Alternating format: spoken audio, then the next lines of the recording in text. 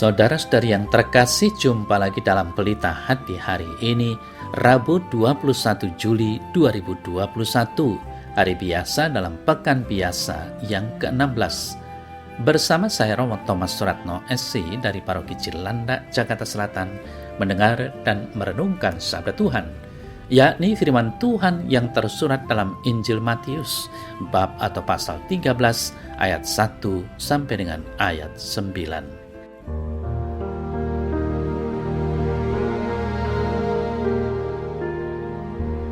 Pada hari itu keluarlah Yesus dari rumah itu dan duduk di tepi danau. Maka datanglah orang banyak berbondong-bondong lalu mengerumuni dia, sehingga ia naik ke perahu dan duduk di situ, sedangkan orang banyak semuanya berdiri di pantai. Dan ia mengucapkan banyak hal dalam perumpamaan kepada mereka, katanya, adalah seorang penabur keluar untuk menabur. Pada waktu ia menabur, sebagian benih itu jatuh di pinggir jalan, lalu datanglah burung dan memakannya sampai habis. Sebagian jatuh di tanah yang berbatu-batu, yang tidak banyak tanahnya, lalu benih itu pun segera tumbuh, karena tanahnya tipis. Tetapi sesudah matahari terbit, layulah ia dan menjadi kering karena tidak berakar. Sebagian lagi jatuh di tengah semak duri, lalu makin besarlah semak itu dan menghimpitnya sampai mati. Dan sebagian jatuh di tanah yang baik lalu berbuah. Ada yang 100 kali lipat, ada yang 60 kali lipat, ada yang 30 kali lipat. Siapa bertelinga, hendaklah ia mendengar.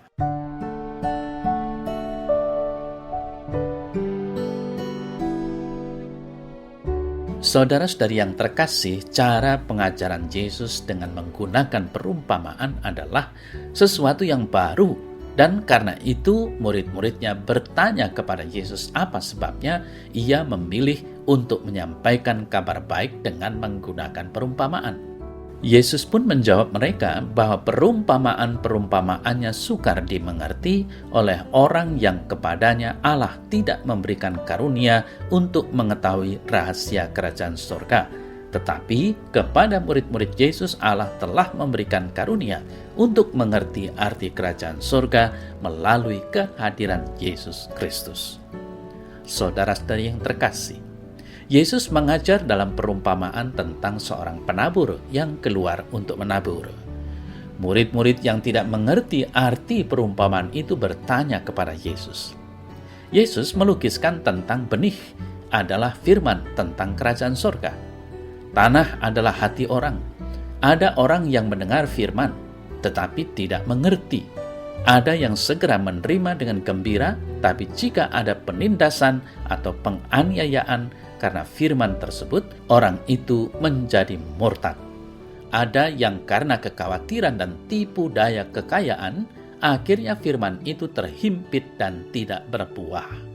Ada juga yang mendengarkan firman dan mengerti, sehingga berbuah berlipat ganda. Saudara-saudara yang terkasih, benih yang ditaburkan adalah firman kerajaan Allah. Namun firman ini tidak memberikan hasil yang sama di semua tempat, karena tergantung pada tanah di mana firman itu ditaburkan. Salah satu dari jenis tanah itu adalah tanah di pinggir jalan, yang menurut penafsirannya adalah orang yang meskipun mendengarkan firman Allah, tetapi tidak mengertinya.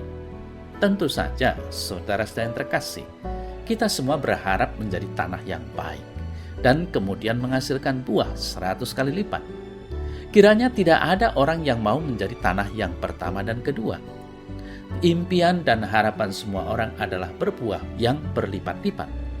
Namun kenyataannya seringkali kita masih berhenti pada tanah yang pertama dan kedua, belum sampai pada tanah yang baik yang menghasilkan buah. Jangankan untuk berbuah, untuk bertahan hidup saja seringkali kita berjuang setengah hidup, setengahnya lagi mungkin hampir mati. Saudara saya terkasih, sebuah tanah bisa menjadi tanah yang subur dan siap menghasilkan banyak buah memerlukan sebuah proses. Mulai dari diambil batu-batu yang menghalangi kesuburan, dicabut rumput-rumput liarnya. Tidak jarang proses itu adalah proses yang menyakitkan.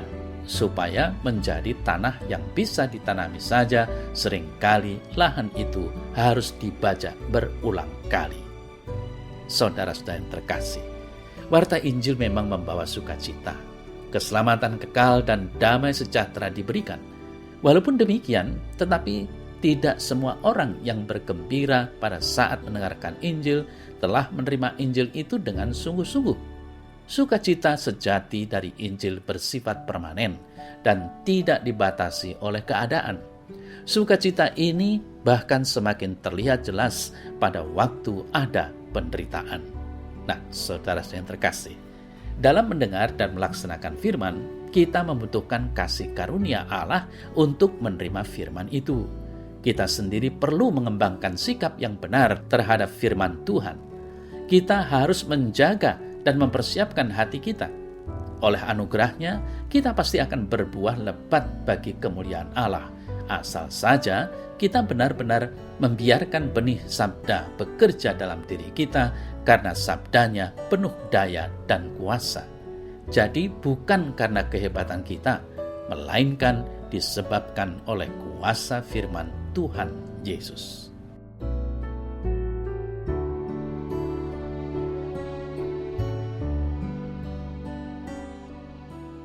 Dalam nama Bapa dan Putra dan Roh Kudus. Amin. Ya Tuhan, aku bersyukur atas benih sabda yang Engkau taburkan dalam diriku. Ajarilah aku agar aku mampu untuk senantiasa mendengarkan sabdamu dan membiarkan sabdamu bekerja di dalam diriku. Lalu aku akan mengamalkannya dalam hidupku setiap hari. Semoga dengan demikian hidupku menjadi hidup yang berbuah dan menghasilkan nilai-nilai luhur. Amin. Dalam nama Bapa dan Putra dan Roh Kudus. Amin.